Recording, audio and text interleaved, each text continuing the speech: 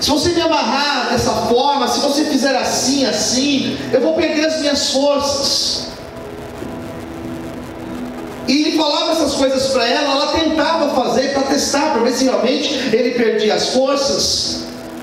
E diz a Bíblia que ele não percebeu que ele estava brincando com o pecado, brincando com a aliança que ele tinha com Deus. Quantas pessoas que estão brincando com o pecado, que estão brincando de estar na presença de Deus, fazem as coisas para Deus de qualquer jeito, não tem mais comprometimento com Deus, tem mais compromisso com Deus. Irmãos, hoje o culto da manhã foi tremendo a forma que Deus fez aqui. Eu chorei tanto na presença de Deus, e eu vi tantas pessoas chorando aqui na presença de Deus. Na hora da oração o povo estava de joelhos pedindo: Senhor, me ajuda, porque tem um monte de pessoas que ainda não perceberam que elas estão brincando com a própria vida. Aleluia. Servindo a Deus de forma descompromissada, levando tudo na brincadeira, levando tudo de qualquer jeito. O diabo não está brincando conosco, Jesus está voltando. A intenção do diabo é tirar você da presença de Deus. As outras coisas não tem problema, ele quer destruir a nossa comunhão com Deus. Só que nessa noite ele está sendo envergonhado, porque nós sairemos daqui cheios da presença de Deus. Em nome de Jesus, você pode aplaudir e exaltar o Senhor nessa noite. Aleluia! Aplaude o Senhor, queridos. Não brinque com o pecado, não brinque com o erro, não fica aí oscilando, não. Aleluia. Pega firme na presença de Deus. Posso ouvir um amém, queridos? Amém. Vocês estão me ouvindo? Quem está me ouvindo aí, diga amém. Amém. Está mesmo? Está mesmo? Não brinca não, queridos. Não fica oscilando não. Não vem para a igreja domingo e durante a semana faz de qualquer jeito. Não faça isso não. É a tua comunhão com Deus. Eu não tenho nada a ver com isso. Não tenho nada a ver com a tua vida com Deus. Mas olha, o diabo está ceifando a tua vida.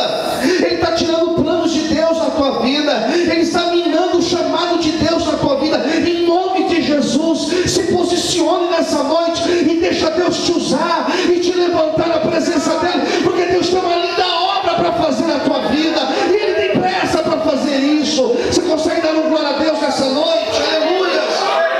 Aplauda ao Senhor, queridos.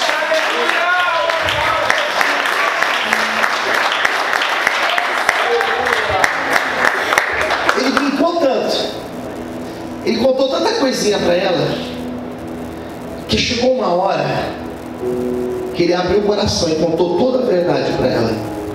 Ele falou assim: olha, se o meu cabelo, se as minhas 7 tranças forem cortadas, automaticamente eu vou perder a minha força. E ela falou assim: ah, é mesmo, Sansão? E ela percebeu que ele falou a verdade. Ela falou assim: deita aqui no meu colo, que eu quero fazer um cafuné em você. Sansão deitou, e ele dorme no colo da Dalila. Ele dormiu, mas ela não. E quando ele estava com o sono bem pesado, ela tirou a cabeça dele, colocou no travesseiro, correu lá fora, chamou os filisteus e falou: olha, descobri, corta o cabelo dele e ele vai perder todas as forças. E o pior é que isso era verdade. Quem entendeu, diga amém, amém. Ela correu, chamou os filisteus entraram na ponta do pé, cortaram o cabelo dele. E olha o que diz em Juízes capítulo de número 16. Se você puder pegar a Bíblia e voltar lá comigo. Juízes capítulo 16. Olha o que diz o versículo de número 20. Deixa eu ver se é esse mesmo.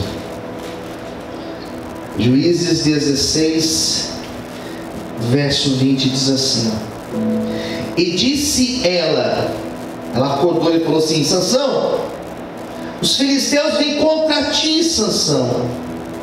E ele despertou do seu sono e disse: sairei ainda esta vez como dantes e me livrarei, porque ele não sabia que já o Senhor se tinha retirado dele. Vamos ler essa frase juntos? Você consegue ler em voz alta comigo? Vamos lá? Diga comigo. Porque ele não sabia que já o Senhor se tinha retirado dele. Olha aqui para mim. Ele não percebeu que a presença de Deus, Gabriel, não estava mais com ele. Eu até brinquei hoje cedo, que é igual aquela sujeirinha no dente. Tá, quando você está almoçando e fica aquela sujeirinha aqui, e a outra pessoa está perto de você e outra pessoa fica, é verdade, e fica incomodada, porque ela quer te falar, mas não sabe como te falar. Você não percebe, mas a pessoa percebe. Quem entendeu, diga amém. Amém. O Espírito Santo já tinha saído dele, e ele não percebeu que ele não era o mesmo. A pessoa, quando ela começa a se afastar, a pessoa, quando ela começa a perder a comunhão com Deus, todo mundo percebe. O semblante muda. Já conversou com alguém desviado? O semblante muda. Quem concorda, diga amém. Amém. Pega a foto, veja as fotos tuas quando você estava longe de Deus, e veja agora que você está na presença do Senhor. Ou talvez o contrário, pega de antes, quando você estava lá no começo da tua caminhada com Deus. A tua face como é que era, o teu rosto como é que era. O Espírito de Deus não estava mais com Sansão, e ele não percebeu. O Espírito Santo é uma presença tão sensível na nossa vida, tão sensível, que quando a pessoa começa a perder a intimidade com Deus, ela não percebe, mas ela já não ora mais como antes. Ela já não evita o pecado como antes.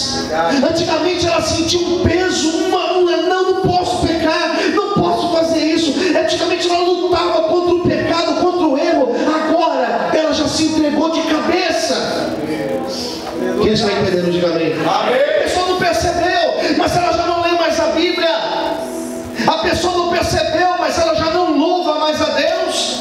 A pessoa não percebe, mas ela já não tem busca nenhuma na presença do Senhor. Ela entra e sai da igreja do mesmo jeito. Ela entra, fica sentada, fica ali assistindo o culto. Ela não interage, ela não busca a Deus. Ela simplesmente senta, entra vazia e sai vazia, entra vazia e sai vazia, até o dia que ela não vem mais.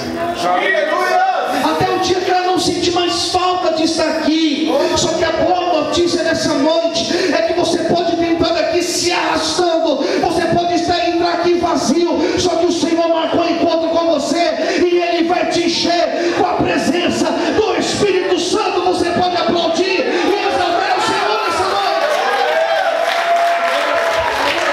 Você pode aplaudir a Deus, aleluia.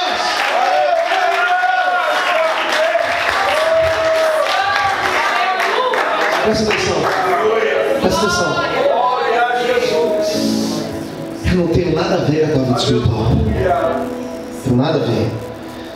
Eu não quero ser intruso na vida espiritual de ninguém. Eu não tenho uma régua para medir, não tenho uma trena para ficar medindo a espiritualidade de ninguém.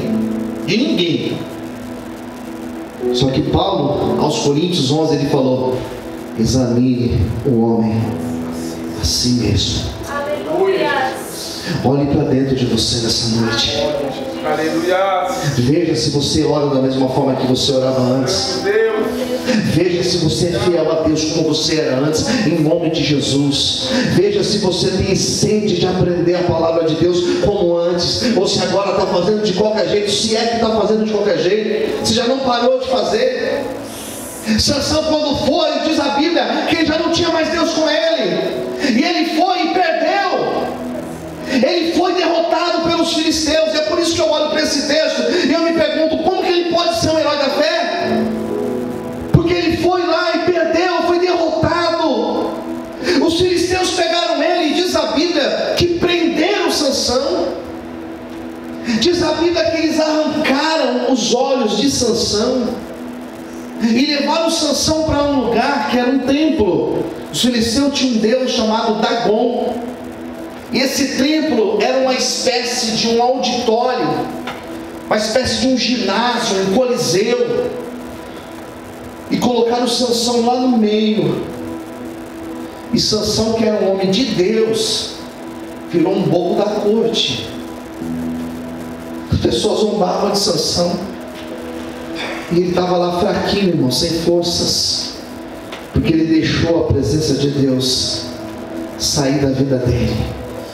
Diga para quem está ao seu lado: não deixe a presença de Deus sair da tua vida. Posso ouvir amém, queridos? Amém, glória a Deus. Essa é a história. Aleluia, Santo Deus. Meia hora de mensagem, igual de manhã, meia hora de mensagem. Glória a Deus. Eu prego meia hora, pode calcular. Só que eu tenho que finalizar a mensagem. Falei de Sansão. Quantos erros de Sansão eu falei? 3. Quantos erros? 3 erros. Falei que Sansão fez a aliança errada. 2. Falei que Sansão brincou com o pecado. E falei que Sansão